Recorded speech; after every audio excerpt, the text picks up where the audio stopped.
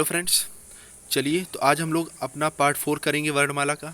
उम्मीद करता हूँ आप लोगों ने पार्ट फर्स्ट, सेकंड और थर्ड देख लिया होगा, जिसमें मैंने थ्योरिकल वर्क किया है, समझाया आपको कि वर्णमाला क्या होता है उसके बारे में। ठीक है, आज पार्ट चौथा हम लोग करेंगे, जिसमें हम लोग बात करेंगे वर्णमाला के कुछ बहुविकल्पीय क्वेश्चंस की। ठीक है, तो चलिए शुरू करते हैं।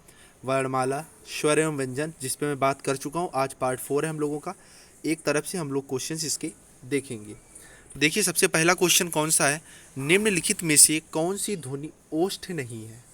तो ओष्ठ कौन सा था वर्ग, आप लोगों को पता है, पा वर्ग था। तो पा, फा, बा, भा, मा। तो ये देखिए तीन आपके क्वेश्चन, तीन वर्ड आते हैं इसमें। तो जो चौथा हमारा ता है, ता, ये हमारा कैसा व्यंजन है, ये हमारा दंत व्यंजन है। ठीक है, अगला है, इनमें से कौन सा वर्ण स्वर है। तो आप लोगों को पता है कि अय जो है हमारा, ये क्या है, ये हमारा स्वर है, मतलब ऑप्शन ए हमारा इसमें बिल्कुल सही होगा। अगला हम लोग देखेंगे कि निम्न में से अंतस्थ व्यंजन कौन सा है। तो अंतस्थ व्यंजन आपको मैंने बताया है, या, रा, ला और वा, ये चार हमारे कौन से होते हैं, अंतस्थ व्यंजन होते हैं। तो इनमें जो ऑप्शन बी है ये हमारा बिल्कुल सही है। इनमें से ओ का उच्चारण स्थान कौन सा है। तो ओ आप जब बोलते हैं तो इसमें कंठ और ओष्ठ दोनों का प्रयोग होता है, इसलिए इसका उच्चारण स्थान कंठ ओष्ठ है। ये भी बीएड एंट्रेंस एग्जाम में पूछा गया क्वेश्चन है। अगला क्वेश्चन हम लोग देखेंगे, चा और छा वर्ण का उच्चारण स्थान कौन सा है। तो च, छा जब आप बोलते हैं तो चा वर्ग जो पूरा है ये आपका तालु से संबंधित है।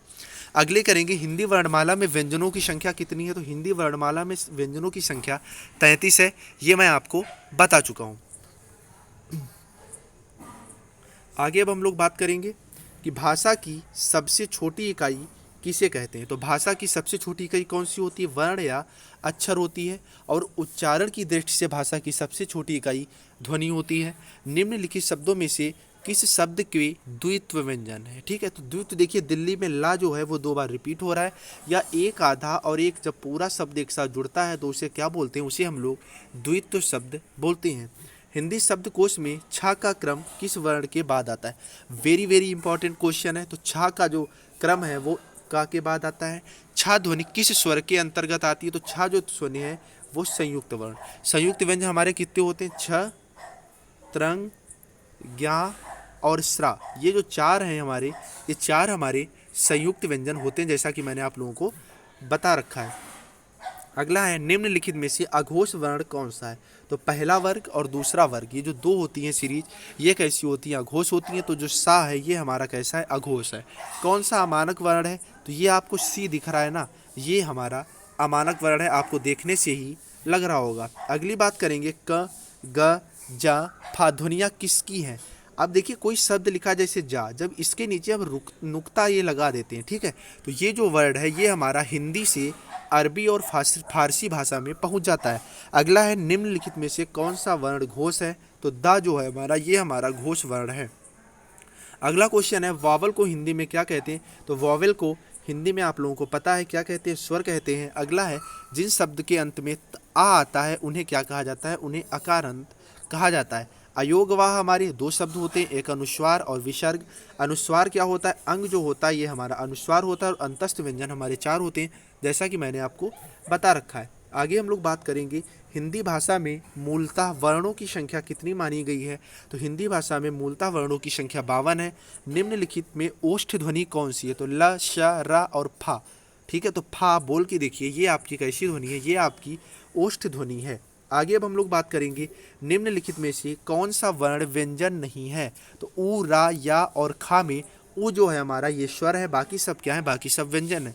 कौन स्वर नहीं है। तो आ भी स्वर है, ऊ भी स्वर है, ए भी स्वर है, ये बा जो है हमारा ये स्वर नहीं है। निम्नलिखित में से कौन सा टा वर्ग का नहीं है। तो देखिए, टा वर्ग में हमारे कौन कौन से आते हैं, टा आता है, ठा आता है, डा आता है, धा आता है और अड़ा आता है। मतलब घा जो है हमारा, ये हमारा टा वर्ग से संबंधित नहीं है, ये हमारा का वर्ग से संबंधित है।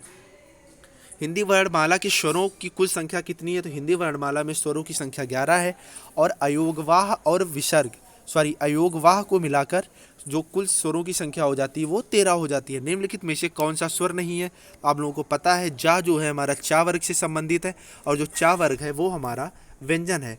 आगे अब हम लोग बात करेंगे, निम्नलिखित में से कौन सा वर्ण उच्चारण की दृष्टि से दंत नहीं है? तो ता वर्ग जो है, ता वर्ग में हमारे ता, था, दा, धा और ना ये हमारे आते हैं, और ये हमारे क्या है, ये दंत नहीं है, सॉरी ये सारे हमारे दंत हैं।